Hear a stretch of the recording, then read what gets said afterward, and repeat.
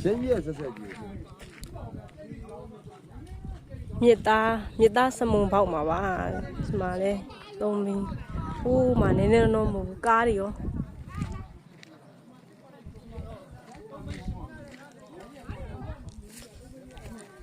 မကြည့်အောင်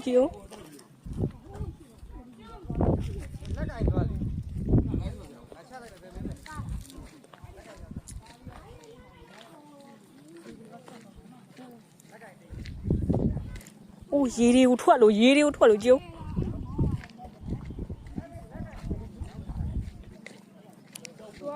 အောက်ထဲမှာမြေကြီးထားတဲ့အချိန်နဲ့ဒါ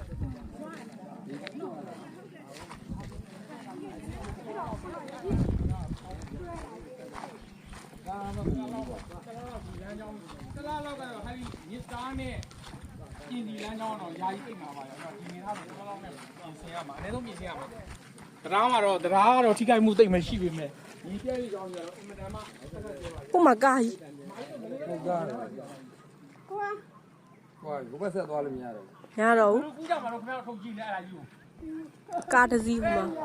လဲတော့သွားတာမဟုတ်ဘဲနဲ့အရှိဘလို့လိုက်ကူးကြမှာလို့ချပါလေအပေါ်လေဆိုကူးနိုင်တယ်လူကူမိုင်းညာနေပတ်လို့လာအနေများလေ